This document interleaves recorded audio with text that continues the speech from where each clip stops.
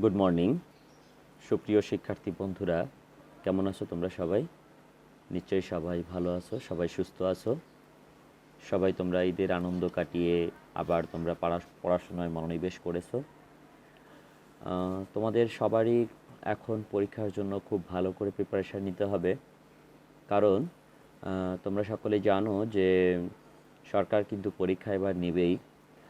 Auto pass আর হবে না। তো শর্ট সিলেবাসের উপরে তোমাদের পরীক্ষা হবে। তো সেই পরীক্ষা বিলম্বে হোক আর তাড়াতাড়ি হোক, সেটা বিষয় না, কিন্তু পরীক্ষা কিন্তু হবেই। তো সেইটা মাথায় রেখে তোমাদের সবারই রেগুলার পড়াশুনো করতে হবে। ভালো রেজাল্ট করতে যদি তুমি না পারো, তাহলে কিন্তু তোমার যে উচ্চাকাঙ্ক্ষা, যে উচ্চশিক্ষার যে আকাঙ্ক্ষাটা, সেটা কিন্তু আসলে গুড়ে বালি হয়ে যাবে। তো এসো আজকে আমরা ক্লাসে মনোনিবেশ করি। আমাদের আজকের তৃতীয় চ্যাপ্টারের আমরা কয়েকটি ক্লাস নিয়েছিলাম। আজকে আমাদের লেকচার হচ্ছে 45 নাম্বার লেকচারে আমরা আজকে আলোচনা করব কিছু সৃজনশীল প্রশ্ন আমরা সলভ করব। আসলে তোমাদের যে শর্ট সিলেবাসটি দেওয়া হয়েছে, সেই শর্ট সিলেবাসে বাজারে বিভিন্ন ধরনের বই বের হয়েছে শর্ট সিলেবাসের। তোমাদের আমি অলরেডি বলেছিলাম তোমরা লেকচার পাঞ্জেরি যে কোনো একটি বই নিতে পারো। লেকচারে আমার কাছে মনে হয় যে লেকচার একটু সাজিয়ে গুছিয়ে সুন্দর করে দেওয়া আছে। তো তোমরা চাইলে লেকচার বইটি সংগ্রহ করতে পারো। আর তোমাদের যে রেডিয়াম বইটা আছে, সেই রেডিয়াম বই এবং হাজারি নাগের যে বই রয়েছে, সেইগুলো থেকে তোমরা প্র্যাকটিস করলে আশা করি তোমাদের একেবারে 100% ভালো প্রস্তুতি হবে। তো আমরা এসো শুরু করে দিই। আজকের যে সৃজনশীল প্রশ্ন বলেছি যে আলোচনা করব, আজকে আমরা একটা সৃজনশীল প্রশ্ন দেখতে পারছি। আমরা আগেও সৃজনশীল প্রশ্ন সলভ করেছিলাম আগের ক্লাসে। তো একই ধরনের প্রশ্ন দেখা যাচ্ছে বারবার বোর্ডে আসে, সামান্য চেঞ্জ করে আসে, যাতে বিভিন্ন বিভিন্ন ধরনের প্রশ্ন আমরা যদি সলভ করি একটু চেঞ্জ, তাহলে আমাদের সব রকমের প্রশ্ন সলভ করতে আমরা পরীক্ষার হলে পারবো আশা করি। তো এই অধ্যায় থেকে সৃজনশীল একটা বা দুইটা থাকবেই আশা করা যায়। তোমরা যদি খুব ভালো করে প্র্যাকটিস করো অধ্যায়টি, তাহলে তোমাদের এখান থেকে প্রশ্ন কমন পাবেই এবং তোমরা খুব সহজেই এখানে ফুল নাম্বার ক্যারি করতে পারবে। তো এসো আমরা যে প্রশ্নটি দেখব, এখানে বরিশাল বোর্ড 2019 সালে আসছে। এখানে আমরা দেখতে পারছি যে সোডিয়াম উদ্দীপক রয়েছে একটা, 5% সালফিউরিক অ্যাসিড দ্রবণ, 250 মিলিলিটার আয়তন। আর বি পাত্র এখানে রয়েছে, দেখা যাচ্ছে যে 0.1 মোলার সোডিয়াম হাইড্রক্সাইড দ্রবণ আর 250 মিলিলিটার আয়তন। আচ্ছা, তো আমরা যদি দেখি সৃজনশীল প্রশ্ন এখানে ক ক্ষয়ের সাথে যদিও উদ্দীপকের কোনো মিল নেই, তারপরে শর্ট সিলেবাসের অনুসারে আমরা এগুলো করেছি। যদিও যে সোডিয়াম থায়োসালফেটের সংকেত কি, এটা খুবই সহজ। সোডিয়াম থায়োসালফেট Na2S2O3, এটা তোমরা জানো। আমরা কয়েকটি সূত্র লিখেছিলাম চারণ বিজারণে, সেখানে আমরা এটা দেখেছি। সোডিয়াম থায়োসালফেট অনেকবার আলোচনা এসেছে। তারপরে খ নাম্বার আছে গাঢ় সালফিউরিক অ্যাসিড প্রাইমারি স্ট্যান্ডার্ড পদার্থ নয়, ব্যাখ্যা করো। শিক্ষার্থী বন্ধুরা, তোমাদের আমি একটু তোমাদের সুবিধার জন্য বলছি যে এখানে যে উত্তরটি রয়েছে, এটা কিন্তু 2 নাম্বার পাওয়ার জন্য যথেষ্ট নয়।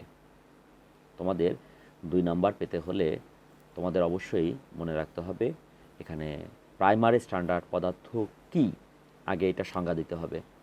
দেন তোমাকে বলতে হবে যে গাঢ় সালফিউরিক অ্যাসিড প্রাইমারি স্ট্যান্ডার্ড পদার্থ নয়, ব্যাখ্যা করো। তো এইটির অ্যান্সারটা এখানে অর্ধেক আছে। তুমি আগে এখানে সংজ্ঞা দিয়ে দিবে যে সকল পদার্থ বায়ুর উপাদানের সাথে বিক্রিয়া করে না। তারপরে হচ্ছে বায়ুর উপাদানের সাথে বিক্রিয়া করে না, দীর্ঘদিন পর্যন্ত বায়ুতে অপরিবর্তিত থাকে বা প্রকৃতিতে অপরিবর্তিত অবস্থায় থাকে, রাসায়নিক নীতিতে সঠিকভাবে ভর মেপে তার পরিমাণ নির্ণয় করা যায়, তাদেরকে প্রাইমারি স্ট্যান্ডার্ড পদার্থ বলা হয়। তো এই সংজ্ঞাটি খুব সুন্দর করে দেওয়া আছে, তোমরা পড়ে নিবে। আর যেহেতু সালফিউরিক অ্যাসিড বায়ুতে রাখলে সেটি বায়ুর অক্সিজেন এবং কার্বন ডাইঅক্সাইড বা জলীয় বাষ্প দ্বারা আক্রান্ত হয় এবং পরিবর্তিত হয়ে যায়। আর রাসায়নিক নীতিতে এটার ভর আসলে সঠিকভাবে মাপা যায় না। রাসায়নিক নীতিতে এটা ক্ষয় করে, যেহেতু একটা অ্যাসিড, ক্ষয়ধর্মী পদার্থ। সুতরাং এই সালফিউরিক অ্যাসিডকে আমরা প্রাইমারি স্ট্যান্ডার্ড পদার্থ বলবো না। তো এইভাবে এটার আনসার করতে হবে। আসলে এখানে যে আনসারটা রয়েছে সেটা যথেষ্ট নয়। তোমরা এই আনসারটা নিজের মতন করে এভাবে তোমরা সাজাবে। সৃজনশীল প্রশ্নে তোমাকে যদি ফুল মার্কস ক্যারি করতে হয় তাহলে তোমাকে একটু টেকনিক্যালি আনসার করতে হবে। তুমি দেখবে যে পরীক্ষার হলে সব প্রশ্ন আনসার করে এসেও ফুল মার্কস অনেকে পায় না, আবার অনেকে ফুল মার্কসই পেয়ে থাকে। তো এখানে আসলে লেখার মধ্যে একটু টেকনিক থাকে, সেই টেকনিকগুলো তুমি যদি অবলম্বন করতে পারো তাহলে তুমিও ফুল মার্কস পেতে পারো নিঃসন্দেহে। আচ্ছা, তো এভাবে আমরা টেকনিক্যালি লিখব। এখানে গাইডে যেভাবে লেখা আছে বা বইয়ে যেভাবে লেখা আছে তার থেকে একটু নিজের থেকে বুঝে আমরা যদি লিখি তাহলে আমাদের ফুল মার্কস পেতে সুবিধা হবে। শিক্ষার্থী বন্ধুরা, আমরা গ নাম্বার প্রশ্ন দেখব যে উদ্দীপকের এ পাত্রের দ্রবণের ঘনমাত্রা ppm এককে নির্ণয় করো। এটা বরিশাল বোর্ড 2019 সালে আসছে। গ এবং ঘ দুইটি বরিশাল বোর্ড 2019 সালে আসছে এবং এ ধরনের প্রশ্ন এই অধ্যায় থেকে আসবেই, মাস্ট বলা যায়। এটা এই অধ্যায়ের খুব ইম্পর্ট্যান্ট একটা প্রশ্ন। আমরা পাত্র এ এর ক্ষেত্রে দেখব কি কি আছে। এটা হচ্ছে 5% 250 মিলিলিটার সালফিউরিক অ্যাসিডের একটা দ্রবণ। তো এখানে কি কি দেওয়া আছে? 5% বলতে বোঝানো হয় 100 মিলিলিটার মধ্যে 5 গ্রাম আছে ভর হিসেবে যদি চিন্তা করি সালফিউরিক অ্যাসিডের। তো এখানে 5% সালফিউরিক অ্যাসিডের অর্থ সালফিউরিক অ্যাসিড দ্রবণের আয়তন হচ্ছে 100 মিলিলিটার যদি হয়, তার ভর হবে 5 গ্রাম। এবং আমরা জানি সালফিউরিক অ্যাসিডের আণবিক ভর 98। এটা আমরা নবম দশম শ্রেণী থেকে পড়েছি। তারপর আমি আর একটু বলি। দেখো, সালফিউরিক অ্যাসিড হাইড্রোজেনের হচ্ছে 1, দুইটা যেহেতু আছে 2 হবে। সালফারের হলো 32, সালফারের হচ্ছে কত বলো? 32। আর অক্সিজেনের হলো 16, যেহেতু এখানে 4টা আছে, 4 16 64। তো তুমি যোগ করে দেখো 98 হবে। আর আণবিক ভরের কোনো একক নাই, তাই এখানে ডান পাশে ফাঁকা। এবার সালফিউরিক অ্যাসিডের দ্রবণের ঘনমাত্রাটা কত বের করতে হবে, তাই না? সালফিউরিক অ্যাসিড দ্রবণের ঘনমাত্রা আমরা বের করব। তো আমরা জানি এই ঘনমাত্রা নির্ণয়ের একটা সূত্র আছে, S সমান W into 1000 divided by mv। এটা নবম দশম শ্রেণী থেকেই পড়ে আসছো, আবার এখানেও আছে, তোমরা পড়েছো। তো এখানে আমরা যদি ডান পাশে যে মানগুলো বসিয়ে দিই তাহলে আমি এস এর মান পেয়ে যাব, যেটা 0.51 মোলার। এই মানটা হচ্ছে ঘনমাত্রা, যেটাকে আমরা বলে থাকি মোলার ঘনমাত্রা। তো শিক্ষার্থী বন্ধুরা, এই মোলার ঘনমাত্রা থেকে আমাদের কি করতে হবে? ppm এককে ঘনমাত্রাটা নির্ণয় করতে হবে। তারপর আমরা চলে যাচ্ছি, আমরা পরপর করে যাব। পরপর আমরা যদি করে যাই তাহলে 0.51 মোলার, তাই না? আমরা জানি যে 1 মোলার ইজ ইকুয়াল টু হচ্ছে 1 মোল পার লিটার। তাহলে এই মোলারের পরিবর্তে আমরা মোল পার লিটার লিখতে পারি। আবার এটাও আমরা জানি যে 1 মোল সালফিউরিক অ্যাসিড সমান 98 গ্রাম সালফিউরিক অ্যাসিড। অর্থাৎ আমরা যদি মোলকে যদি গ্রামে প্রকাশ করি, মানে আমরা যদি আণবিক ভরকে গ্রামে প্রকাশ করি তাহলে মোল পেয়ে যাই। ঠিক একইভাবে আমরা মোল থেকে আণবিক ভর দ্বারা গুণ করে গ্রামে নিতে পারি। তো শিক্ষার্থী বন্ধুরা, আমরা দেখতে পাচ্ছি যে গ্রাম পার লিটার লেখা হয়েছে, কারণ আমরা এর পরবর্তীতে 1000 দ্বারা গুণ করছি। দেখো যা আছে উপরেরটাকে 1000 দ্বারা যদি গুণ করি তাহলে আমরা গ্রাম থেকে পেয়ে যাবে মিলিগ্রাম। আমরা এটা জানি যে 1 গ্রাম ইকুয়াল টু হচ্ছে 1000 মিলিগ্রাম। ডান পাশে আমরা সাইড নোট দিতে পারি ইচ্ছা করলে। 1 গ্রাম ইকুয়াল টু হচ্ছে 1000 মিলিগ্রাম। এখানে 10 কিউব মানে হচ্ছে 1 লিখে হচ্ছে 3টা শূন্য, অর্থাৎ 1000। আবার এটা আমরা জানি, এটা গুণ করে এরকম হয়েছে একটা ফিগার। তো আমরা এটা জানি যে 1 milligram per litre equal to হচ্ছে ppm। ppm হচ্ছে parts per million. 1 milligram per litre equal to হচ্ছে 1 ppm। তাহলে এত মিলিগ্রাম পার লিটার হচ্ছে এত ppm। তো এভাবেই আর কি আমাদের ppm এককে ঘনমাত্রা পেয়ে গেলাম। গ নম্বর প্রশ্নের অ্যান্সার আমাদের কমপ্লিট। এরপরে আমরা চলে যাব পরের প্রশ্ন। আচ্ছা, পরের প্রশ্নটাকে একটু দেখে আসি। পরের প্রশ্ন হচ্ছে, উদ্দীপকের এ ও বি পাত্রের দ্রবণ একত্রে মিশ্রিত করলে মিশ্রণের পিএইচ কত হবে? শিক্ষার্থী বন্ধুরা, তোমাদের অবগতির জন্য জানাচ্ছি, বলছি আবার যে তোমরা এই প্রশ্নটি সবাই প্রথমে খাতায় তুলে নিবে। খাতায় তুলে নেওয়ার পরে ক্লাসটা তোমরা যদি দেখো তাহলে আমি যেমন এই যে পিছনের দিকে যাচ্ছি, তোমাদের পিছনের দিকে যেতে হবে না, তোমরা দেখতে পারবে তোমাদের চোখের সামনেই। তো উদ্দীপকের এ এবং বি পাত্র, এই দুইটা পাত্রের দ্রবণকে যদি একত্রে মিশাই আমরা, তাহলে সেই মিশ্রণের পিএইচ কত হবে? তাহলে সেই পিএইচের মান আমরা নির্ণয় করব নাকি? এখন পিএইচের মান নির্ণয় করতে হলে আগে আমাদের বুঝতে হবে মিশ্রণটি কোন প্রকৃতির, ক্ষারীয় প্রকৃতির নাকি অম্লীয় প্রকৃতির। সেটি নির্ণয় করতে হলে তোমাকে আগে কম্পেয়ার করতে হবে সালফিউরিক অ্যাসিড এর ঘনমাত্রা এবং আয়তন কত, সোডিয়াম হাইড্রক্সাইডের ঘনমাত্রা এবং আয়তন কত, সূত্রের মাধ্যমে সেখানে আমাদের বের করতে হবে। একই ঘনমাত্রায় নিয়ে আমরা যদি মিলিলিটার হিসেবে আয়তন থেকে বিয়োগ করে দিই তাহলে আমরা খুব সহজেই বুঝতে পারবো যে কোন প্রকৃতির এটা, অ্যাসিড নাকি ক্ষারীয় প্রকৃতির। আমরা অলরেডি অঙ্ক করেছি, তারপরে আজকে আবার যদি করি আমাদের দক্ষতাটা আরও বৃদ্ধি পাবে। তো চলো দেরি না করে আমরা অঙ্কটি করে ফেলি।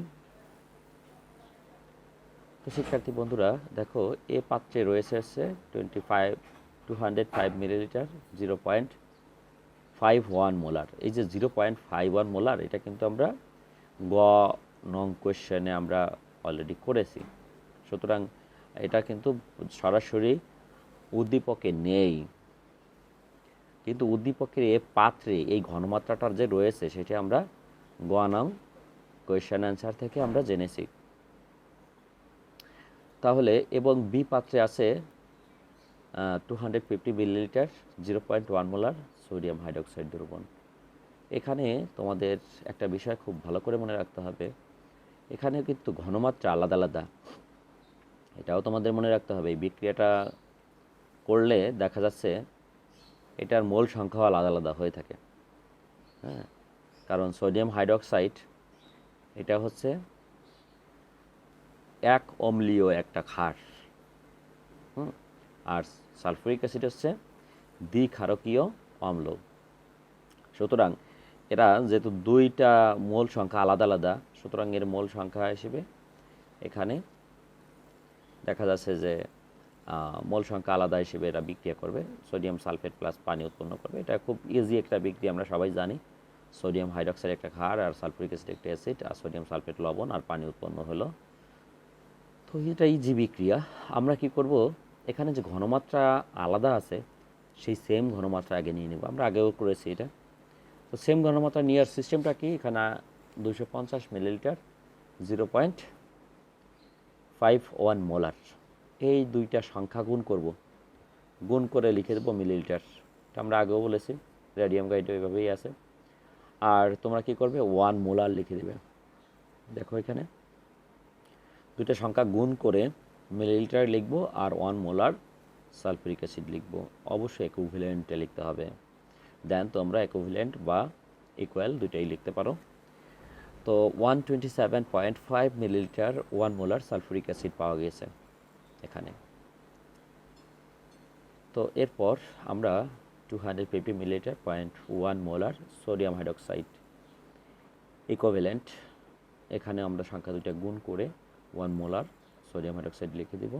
দেন হচ্ছে আমরা ইকুয়াল লিখতে পারি 225 মিলিলিটার 1 মোলার সোডিয়াম হাইড্রোক্সাইড। এখন একটা বিষয় যেটা আমি বলেছি যে বিক্রিয়াটাতে দেখা যাচ্ছে যেখানে মোল সংখ্যা আলাদা আলাদা আলাদা। এখানে 2 মোল সোডিয়াম হাইড্রোক্সাইড 1 মোল সালফিউরিক অ্যাসিডের সাথে বিক্রিয়া করে, অর্থাৎ 25 মিলিলিটার 1 মোলার সোডিয়াম হাইড্রোক্সাইড বিক্রিয়া করবে হচ্ছে 12.5 মিলিলিটার 1 মোলার সালফিউরিক অ্যাসিডের সাথে। অর্থাৎ এখানে ঘনমাত্রা হিসেবে দেখা যাচ্ছে যে ঘনমাত্রা বলতে সালফিউরিক অ্যাসিডের ঘনমাত্রা বেশি, যেহেতু এখানে মোল সংখ্যা হচ্ছে সালফিউরিক অ্যাসিডের কম, সুতরাং এর ঘনমাত্রা বেশি হবে। তাই এখানে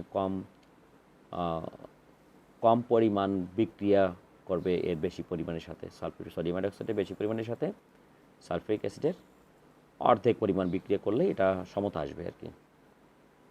তো আমরা এখানে 25 মিলিলিটার কেন দিয়েছি, দেখো এখানে সোডিয়াম হাইড্রোক্সাইডের আয়তন হচ্ছে 25 মিলিলিটার।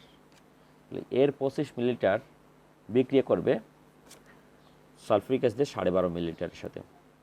শিক্ষার্থী বন্ধুরা, তোমরা চাইলে এই ম্যাথটি অন্যভাবেও করতে পারো। তো সেক্ষেত্রে আমার কাছে মনে হয় যে সেটা আরও একটু জটিল হয়, এটা মনে হয় আরও বেশি সহজ। তাই এভাবেও করতে পারো। তোমরা চাইলে সালফিউরিক অ্যাসিডের সাথে সোডিয়াম কার্বনেটের বিক্রিয়া করতে পারো, হ্যাঁ, বা সোডিয়াম কার্বনেট, অথবা তোমরা বিক্রিয়া করতে পারো, কনভার্ট করে করতে পারো, তারপরে আবার গুণ করতে হবে। তো সেক্ষেত্রে ভেজাল বেশি। আমার কাছে মনে হয় যে এটা বেশি সহজ, যে বিক্রিয়া থেকে দেখা যায় যে এখানে 2 মোল আর 1 মোল বিক্রিয়া করে, সুতরাং 25 মিলিলিটার বিক্রিয়া করবে। এখানে হচ্ছে যার মোল সংখ্যা কম তার অবশ্যই ঘনমাত্রা বেশি, তাই এখানে হচ্ছে তার অর্ধেক পরিমাণ অর্ধেক আয়তনের সাথেই বিক্রিয়া করলে হয়ে যাবে, যেহেতু ডাবল হচ্ছে মোল সংখ্যা, সুতরাং এখানে তার আয়তন অর্ধেক হবে সালফিউরিক অ্যাসিডের। তো দেখা যাচ্ছে সালফিউরিক অ্যাসিড তাহলে বিক্রিয়া করবে 12.5 মিলিলিটার 1 মোলার সালফিউরিক অ্যাসিড বিক্রিয়া করবে 25 মিলিলিটার 1 মোলার সোডিয়াম হাইড্রোক্সাইডের সাথে। আচ্ছা, তো অবশেষ থাকবে কতটুকু সালফিউরিক অ্যাসিডের? 115 মিলিলিটার 1 মোলার, এটা অবশেষ থেকে যাবে। তাহলে আমরা বুঝতে পারলাম এটা মিশ্রণে অ্যাসিড থাকতেছে এই পরিমাণ এবং এই ঘনমাত্রার অ্যাসিড অবশেষ থাকতেছে। এখন এই অ্যাসিডের আয়তন আমরা পাইলাম, এটা প্রাথমিক আয়তন V1 ধরলাম আমরা, আর ঘনমাত্রা এটাকে ধরলাম আমরা S1। মিশ্রণের একটা আয়তন পাবো আমরা দেখতে পারছি যে দুইটা পাত্রে এখানে মোট 500 মিলিলিটার এখানে ভলিউম রয়েছে। তো মিশ্রণের ঘনমাত্রা S2 আমরা বের করতে চাই। আমরা জানি V1S1 = V2S2। এখানে আর কোনো সংখ্যা দিতে হবে না, যেহেতু আমরা এখানে অলরেডি ওই সমতার কাজটা এখানে করে ফেলেছি এই জায়গায়, সুতরাং এখানে আমাদের আর কোনো সংখ্যা দেওয়ার প্রয়োজন নাই। V1S1 = V2S2, সরাসরি আমাদের এখানে ঘনমাত্রাটা পেয়ে যাব। তো এখন মিশ্রণের পিএইচ, মিশ্রণে কি ছিল? সালফিউরিক অ্যাসিড নাকি? Sulphuric acid H2SO4। এখন এই সালফিউরিক অ্যাসিডের থেকে দুইটা পরিমাণ প্রোটন বের হয়। আমরা জানি সালফিউরিক অ্যাসিড H2, দুইটা প্রোটন এখানে বের হবে বা নির্গত হবে। তুমি যদি এখানে 2 দিয়ে গুণ করে দাও, আসলে এই পাশে ঘনমাত্রায়, তাহলে এখানে আর 2 দেওয়া লাগে না। এখানে ঘনমাত্রা গুণ না করলে এইখানে 2 দিয়ে গুণ করতে হবে। এখানে 2টা পরিমাণ প্রোটন বের হয়। তো প্রোটনের অলরেডি আমরা এখানে ঘনমাত্রা পেয়ে গেছি সালফিউরিক অ্যাসিডের। সেই ঘনমাত্রা দিয়ে এখানে গুণ করলে এখানে তুমি ক্যালকুলেটরে পিএইচের মান পেয়ে যাবে। তো এভাবে পিএইচের মান নির্ণয় করতে হবে। তো শিক্ষার্থী বন্ধুরা অনেকে এই অংশটা করে না। তো তোমরা মনে রাখবা এই অংশের জন্য নম্বর রয়েছে। তো এই অংশ যদি তুমি না করো তাহলে তোমার কিন্তু নম্বর 1 নম্বর কম পাওয়া, এই অংশ যদি না করো। তো এটা খুব সহজ, pH is equal to minus log pH H plus. এটা খুবই সহজ, ইজিলি তোমরা করতে পারবে। তো এই হচ্ছে আমাদের এই কোয়েশ্চানের আনসার। আমরা নেক্সট কোয়েশ্চানে চলে যাব। আমরা খুব দ্রুত নেক্সট কোয়েশ্চানটা করব। নেক্সট কোয়েশ্চানটাও একই রকম, 5% সালফিউরিক নাইট্রিক অ্যাসিড দ্রবণ 250 মিলিলিটার এ পাত্রে, বি পাত্রে রয়েছে 250 মিলিলিটার সেমি মোলার দ্রবণ। এইখানে মনে রাখতে হবে তোমাদের সেমি মোলার দ্রবণ কাকে বলে, ডেসিমোলার দ্রবণ কাকে বলে, অবশ্যই তোমাদের এই জিনিসগুলো খুব ভালো করে মাথায় রাখতে হবে। তো এখানে ক খ নাম্বার কোশ্চেন খুব সহজ। মিথাইল রেড কোন বর্ণ ধারণ করে? এটা হলুদ বর্ণ ধারণ করে, তোমরা জানো। আর পটাশিয়াম ডাইক্রোমেটকে প্রাইমারি স্ট্যান্ডার্ড পদার্থ বলা হয় কেন? আগের কোয়েশ্চেনটার মতনই, আগে প্রাইমারি স্ট্যান্ডার্ড পদার্থ কাকে বলে সেটা বলবে, তারপরে এটার যে প্রাইমারি স্ট্যান্ডার্ড পদার্থ তার পক্ষে ব্যাখ্যা দিবে। এবার গ নাম্বার কোয়েশ্চেনে দেখি, এ দ্রবণের ঘনমাত্রা পিপিএম এককে নির্ণয় করো। তো আমি আশা করি যে এটা আগেই যেহেতু করেছি তোমরা নিজেরা চেষ্টা করে করবে। তারপরেও আমি করে দিয়েছি, এখানে তোমরা দেখতে পারছো যে পাত্রে আছে 5% 250 মিলিলিটার নাইট্রিক অ্যাসিড দ্রবণ। তো এখানে খুব সুন্দর করে করে দেওয়া আছে নাইট্রিক অ্যাসিড দ্রবণের আয়তন, ভর, আণবিক ভর, ঘনমাত্রা বের করতে হবে। দেন আমরা জানি S is equal to W into 1000 divided by MV। Calculation করার পরে এখানে সুন্দর করে ক্যালকুলেশন করা হয়েছে, তুমি দেখো। যদি এখানে দেখো, এখানে খুব ইজিভাবে ক্যালকুলেশন করে দেওয়া আছে। এখানে আমি 100 দিয়ে এই 1000কে কাটাকাটি করেছি, 10 হয়েছে, 5 10 50 বাই 63 রেখে দিয়েছি। মোল পার লিটার লেখা যায়, মোল এই মোলারকে হচ্ছে মোল পার লিটার হিসেবে লেখা যায়। দেন মোল পার লিটারকে এখানে আমি সাইড নোট দিয়ে দিয়েছি। দেখো যে নাইট্রিক অ্যাসিডের 1 মোল ইজ ইকুয়াল টু হচ্ছে 63 গ্রাম। তো তারপরে হচ্ছে গ্রাম থেকে মিলিগ্রামে নিয়েছি, এখানে লিখে দিয়েছি side note. 1 gram is equal to হচ্ছে 1000 milligram.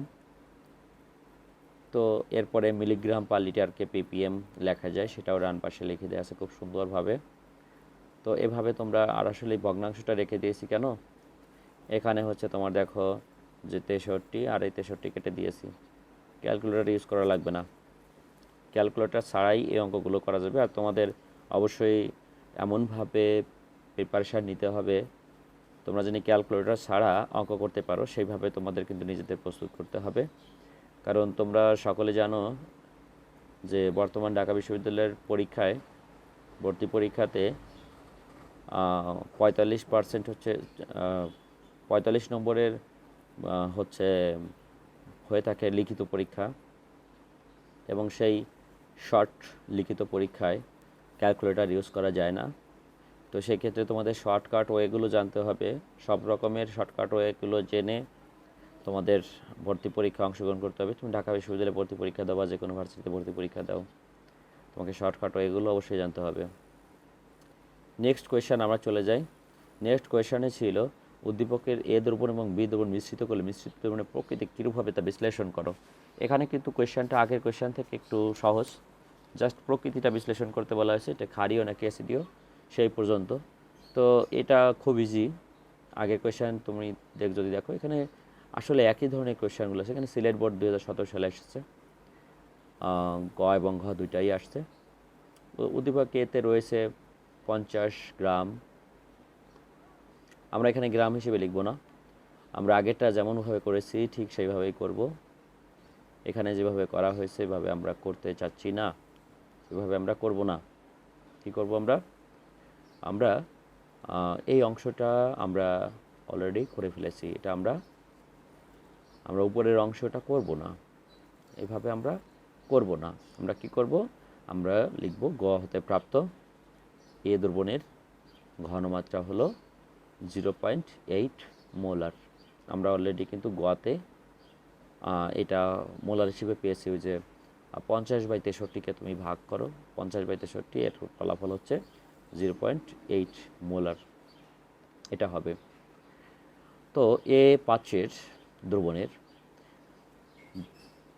250 millilitre 0.8 molar nitric acid দ্রবণ, এটাকে আমরা যদি ইকুইভ্যালেন্ট করি তাহলে আমরা দেখি এই দুইটা যদি গুণ করি, এখানে এরা খুব শর্টভাবে করেছে, তুমি কি করবে? দুটা গুণ করে এখানে লিখবে মিলিলিটার হিসেবে 1 মোলার নাইট্রিক অ্যাসিড লেখা যায়। একইভাবে এটাকেও আমরা সেম ওয়েতে লিখতে পারি। তো এখন দেখা যাচ্ছে নাইট্রিক অ্যাসিড আর হলো পটাশিয়াম হাইড্রোক্সাইডের বিক্রিয়া থেকে আমরা যদি দেখি, এরা 1 মোল বিক্রিয়া করে পটাশিয়াম নাইট্রেট আর পানি উৎপন্ন করে। তো এখন দেখা যাচ্ছে যে এটা 1 মোল রয়েছে, 1 মোল এরা বিক্রিয়া করে। সুতরাং এক্ষেত্রে জাস্ট এখানে আয়তনের যে ডিফারেন্সটা করলেই আমরা পেয়ে যাব যে এটা অ্যাসিডীয় নাকি ক্ষারীয় মিশ্রণটা। তো এখানে দেখা যাচ্ছে যে 200 মিলিলিটার রয়েছে নাইট্রিক অ্যাসিড, 125 মিলিলিটার হলো পটাশিয়াম হাইড্রোক্সাইড। এরা হচ্ছে 125 millilitre potassium hydroxide 125 millilitre nitric অ্যাসিডকে প্রশমিত করতে পারে, যেহেতু এটা প্রশমন বিক্রিয়া, অ্যাসিড ক্ষারের বিক্রিয়া লবণ পরিবর্তন হয়। তো 125 মিলিলিটার নাইট্রিক অ্যাসিডকে প্রশমিত করতে পারে, বাট অবশিষ্ট থেকে যায় নাইট্রিক অ্যাসিড কী পরিমাণ? আমরা যদি বিয়োগ করি তাহলে দেখতে পাবো 75 মিলিলিটার 1 মোলার নাইট্রিক অ্যাসিড এটা দ্রবণে অবশেষ থেকে যায়। অর্থাৎ এই মিশ্রণের প্রকৃতিটা হবে অ্যাসিডিক প্রকৃতির বা অম্লীয় প্রকৃতির। তো এইখানে যে ব্যাপারগুলো করছে, এইখানে এগুলো আসলে কোনো প্রয়োজন নাই করার। তোমরা এগুলো করবে না, এগুলো কোনো প্রয়োজন নাই। অহেতুক আমরা সময় নষ্ট করব না, আমাদের যেভাবে চেয়েছে ঠিক সেইভাবে আমরা করব। আর এগুলো করবে না, এভাবে করলে তোমাদের আসলে একই ধরনের ভাবে তোমরা শিখবে, তোমরা সবগুলো নোট করে নিবে। আর রেডিয়াম গাইড তোমরা যদি ফলো করো তাহলে বোর্ড বের করে রেডিয়াম গাইড থেকে করলে তোমাদের জন্য সুবিধা হবে। আমার কাছে বর্তমানে নেই, দুঃখিত, এই কারণে আমি দেখাতে পারছি না। তো এখান থেকে তোমরা কোয়েশ্চেনগুলো নিবে আর সলভ করবে নিজের মতন করে, এভাবে তোমাদের প্রিপারেশান নিতে হবে। তো শিক্ষার্থী বন্ধুরা, এই ছিল আজকের আমাদের আলোচনা। আমরা এই দুইটা সৃজনশীল যে প্র্যাকটিস করলাম, এভাবে আমরা আরও সৃজনশীলগুলো, এই ধরনের সৃজনশীলগুলো প্র্যাকটিস করব। যদি কোনো সমস্যা তোমরা ফিল করো তাহলে তোমরা অবশ্যই কমেন্টে জানাবে। আর আরও প্র্যাকটিস করবে, বারবার প্র্যাকটিস করবে, তোমরা প্র্যাকটিস করে তোমাদের প্রিপারেশন তোমরা ভালো করে নিবে। তো সবাই ভালো থেকো, সুস্থ থেকো, সবাইকে অসংখ্য ধন্যবাদ জানিয়ে আজকের ক্লাস আমি এখানে শেষ করছি।